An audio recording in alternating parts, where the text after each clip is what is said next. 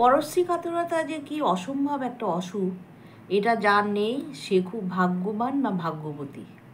আপনারা হয়তো শুনে ভাবছেন যে পরশ্রীকাতরতা আবার কি ধরনের অসুখ। হ্যাঁ, অবশ্যই এটা কিন্তু একটা অসুখ।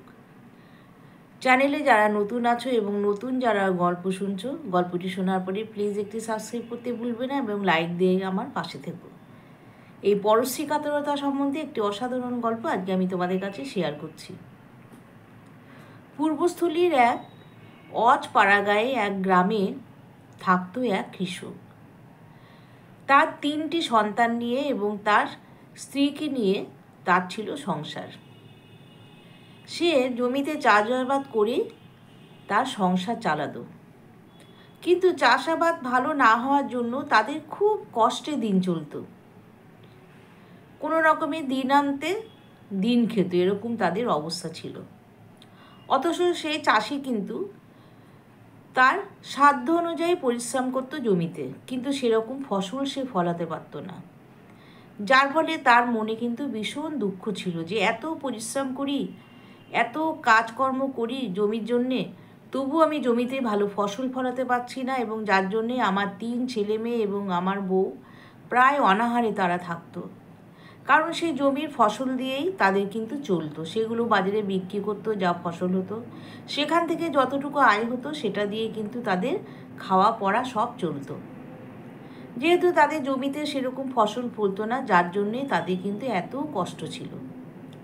অথচ তার আশেপাশে যে সমস্ত চাষি ছিল তাদের কিন্তু আবার ভালোই ফসল ফলতো। এবং চাষির বউরা যখন একসাথে সন্ধেবেলায় তারা মাঠে বসে গল্প করত, সবাই কিন্তু আলোচনা করত সেই চাষির বউয়ের কথা। আর সেই গরিব চাষির বউ কিন্তু লজ্জায় সেই চাষিদের বউদের সাথে কিন্তু আড্ডা মারতে সে বসতো না। পাছে যদি ওরা কিছু বলে, এই লজ্জায় সে মরে যেত, যার ফলে সে কোনো দিনও তাদের আড্ডায় যোগ দিত না। তো যাই হোক, তো এইভাবে তাদের চলছিল সংসার।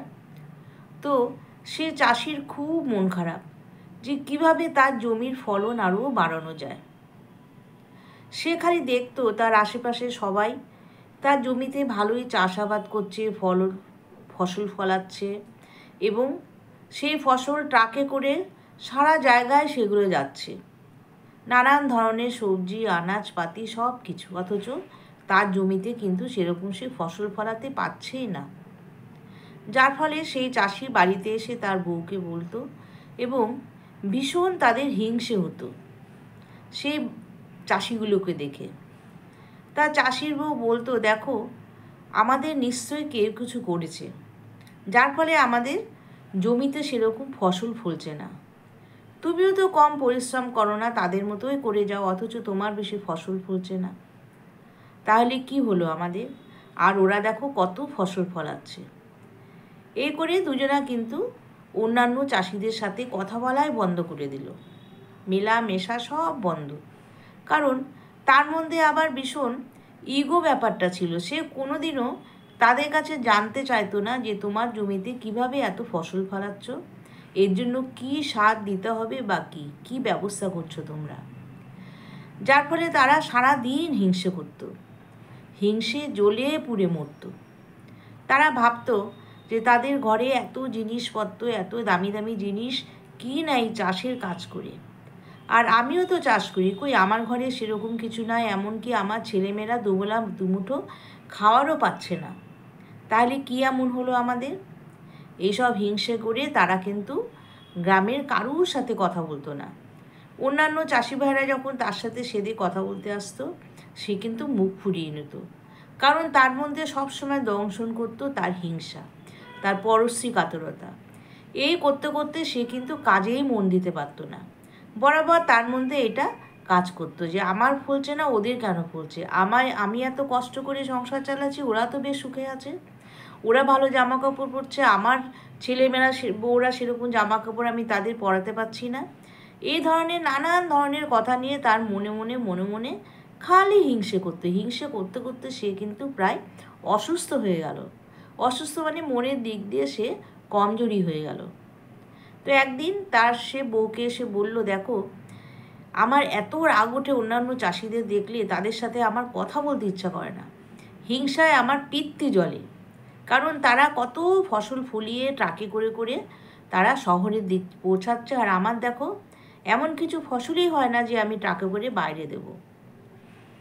তখন চাষির বউ একদিন বলল যে চলো, আমাদের গ্রামে একটা মন্দির আছে, সেই মন্দিরে এক খুনখুনে একজন বুড়ো থাকে। সেই বুড়োর কিন্তু 100 বছর প্রায় বয়স হয়ে গেছে, তবুও সে সবাইকে দীক্ষা দেয়, জ্ঞানের কথা শোনায়। চলো একদিন তার কাছে যাই, এবং সে কিন্তু সব সমস্যার সমাধান করে। কেন আমাদের জমিতে এত ফসল ফলছে না? তখন চাষি বলল, বেশ চলো তাহলে যাই, আমরা তার কাছে জিজ্ঞেস করে আসি। তখন একদিন সকালবেলা দুজনা স্নান করে সেই গ্রামে এক মন্দিরে সেই খুনখুনে বুড়োর কাছে সে গেল। তারা গেল, সেখানে গিয়ে সেই সাধুকে তারা সব কিছু প্রশ্ন করলো, এবং করার পরে সাধু বলল যে বসো তোমরা, তোমাদের আমার অনেক কিছু বলার আছে। কারণ তোমাদের মুখ দেখে মনে হচ্ছে তোমরা কিন্তু ভীষণ একটা ব্যাপার নিয়ে ভীষণ জ্বালাপোড়া করছে তোমাদের মন। তোমরা কোনো সময়তেই স্বস্তি পাচ্ছ না যে কিভাবে সব সমস্যার সমাধান হবে। তো এই শুনে চাষির বউ একসাথে বলে উঠলো, হ্যাঁ হ্যাঁ ঠিক বলেছেন, আমাদের মধ্যে তাই কাজ করছে, আমরা কিছুতেই স্বস্তি পাচ্ছি না। তখন সেই সাধু বলল যে তাহলে শোনো, তোমাদের সবচেয়ে বড় দোষ কি জানো? তোমাদের মধ্যে অনবরত পরশ্রী কাতরতা কাজ করে, অর্থাৎ তোমরা অন্যের জিনিস দেখে সব সময় হিংসে করছো। এই কথা শুনে চাষির বউ কিন্তু মনে মনে খুব রাগ করলো। কারণ যারা পরশ্রী কাতরতা, তারা কিন্তু নিজেরা কোনোদিনও বোঝে না যে তারা অন্যকে দেখে হিংসে করে। তখন চাষির বউয়ের এই মনোভাব দেখে কিন্তু সেই সাধু বুঝে গেল। সাধু বলল, মা তুই তো রাগ করছিস আমার উপরে, কিন্তু সত্যি কথা তাই যে তোদের মধ্যে সবসময় একটা হিংসে ভাব কাজ করে। তোরা সবসময় ভাবিস যে অন্যের এত কিছু আছে, আমাদের কেন নেই? অন্যের বাড়িতে এই জিনিস আছে, আমাদের কেন নেই? অন্যের বাড়িতে এত ফসল ফলছে, অন্যের জমিতে আমাদের কেন ফলছে না?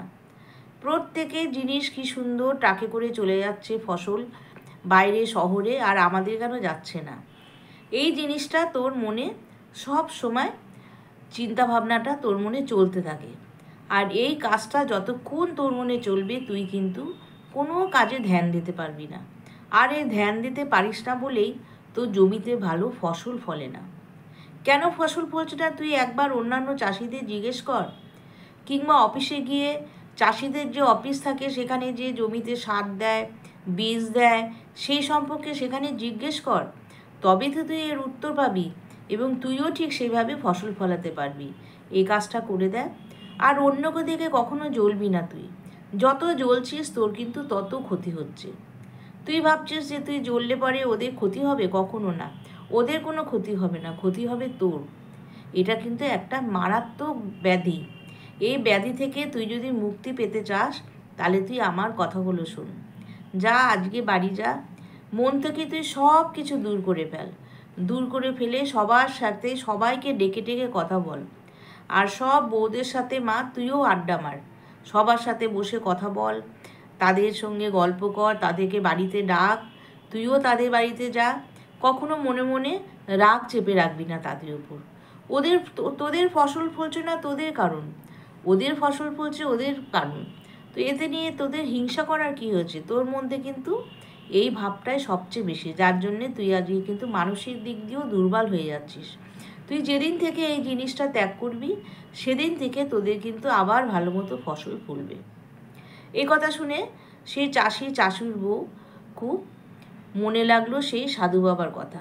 তখন তারা সাধু বাবাকে প্রণাম করে বাড়িতে গেল এবং বলল যে আমরা আজকে বাড়িতে গিয়ে দুজনা বসে প্রতিজ্ঞা করব যে আমরা কখনো মনে এই অসুখটাকে আমরা জাগাবো না, এবং এই অসুখটাকে আমরা মন থেকে মেরে ফেলব। দেখবেন আমি আমার ফসল ফলিয়ে আপনার কাছে আমি আবার আসব। তখন সেই সাধু বাবা বলল, ঠিক আছে তাই আসিস। তারপরে তারা নিজেদের বাড়িতে চলে গেল, এবং পরদিন থেকে সকালবেলায় উঠে চাষি আবার সে সময় মতো সে জমিতে যায়, জমির যা যা কাজ সব কিছু করে, অন্যান্য চাষিদের সাথে হেসে হেসে কথা বলা, ডেকে ডেকে কথা বলা, এবং অন্যান্য চাষিরাও তার স্বভাব দেখে একটু অবাক হয়ে গেল যে সারাদিন মুখ কালো করে রাখে, আমরা কথা বললেও সে মুখ ফিরিয়ে নেয়। সে চাষি হঠাৎ করে পাল্টিয়ে গেল। এই দেখে গ্রামের লোকজন তো সহজ সরল, তাদের মনেও বেশ আনন্দ হলো। তারা কিন্তু সবাই তার সাথে ডেকে ডেকে কথা বলতে লাগলো, এবং একটা দুটো কথা হতে হতে সেই চাষি কিন্তু তাদেরকে জিজ্ঞেস করলো, আচ্ছা তোমাদের জমিতে এত ফসল ফলাচ্ছে, বাইরে যাচ্ছে, দেখো না আমার জমিটার কি অবস্থা, তোমরা কি সার দাও, কি বীজ বপন করো, কখন বপন করো, আমি কিছুই বুঝতে পারছি না, তার জন্যই হয়তো আমার জমির এই অবস্থা। তখন প্রত্যেক চাষি কিন্তু তারা সহজ মনে তাকে সমস্ত কিছু বুঝিয়ে দিল। এই কথা শুনে সেই চাষি তাদের কথা মতো জমিতে চাষ করতে লাগলো এবং সময় মতো সব ঠিকঠাকভাবে করতে লাগলো জমির কাজ। তারও কিন্তু জমি ফুলে ফেঁপে উঠলো এবং সেও আস্তে আস্তে তাদের মতোই ধনী হয়ে উঠলো। এবং ধনী হওয়ার পরে তার চাষির বউ আর চাষি সেই সাধু বাবার কাছে গিয়ে সমস্ত ঘটনা বলল এবং তার পায়ে পড়ে বলল, সাধু বাবা, আমাদের এই অসুখটাও সেরে গেছে, আমরাও আজকের থেকে অনেক ধনী হয়ে গেছি এবং আমাদের মনও অনেক ভালো হয়ে গেছে। তখন সাধু বাবা তাকে কয়েকটা কথা বলল, শোন, জীবনে যারা হিংসে করে, যাদের মধ্যে পরশ্রী কাতরতাটা খুব গভীরভাবে চারা দেয়, তারা কিন্তু জীবনে কখনো সুখী হতে পারে না। বেশিরভাগ মানুষই দেখবি এই পরশ্রী কাতরতায় ভুগে, যার জন্যে অন্যকে টেক্কা দিতে গিয়ে নিজেরা কিন্তু সর্বশান্ত হয়ে যায়।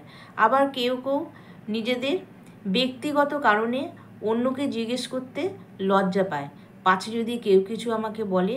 এই কারণে কিন্তু তাদের মধ্যে একটা ইগো কাজ করে, সেই জন্য কিন্তু অন্যকে কোনো সময় শেখার আগ্রহ অন্যের থেকে তাদের থাকে না, যদি সে নিচু হয়ে যায়। এই সব অভ্যাস মানুষের মধ্যে থাকে বলে আজও কিন্তু প্রচুর মানুষ এই রোগটাতে ভুগছে। যেদিন থেকে মানুষের মধ্যে এই রোগটা চলে যাবে, সেদিন থেকে কিন্তু প্রত্যেকটা মানুষ নিজেকে সব দিক দিয়ে সুখী এবং সুস্থ মনে করবে।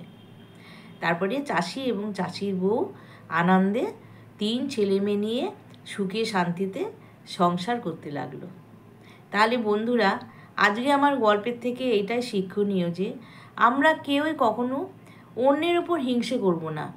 নিজের যা আছে সেটাকে আরও কিছু করে কীভাবে বাড়ানো যায় এবং অন্যের কাছ থেকে কীভাবে আরও শেখা যায়, কারণ শেখার কোনো শেষ নেই। যত শিখব তত আমরা সেই কাজটা ভালো করে করতে পারবো।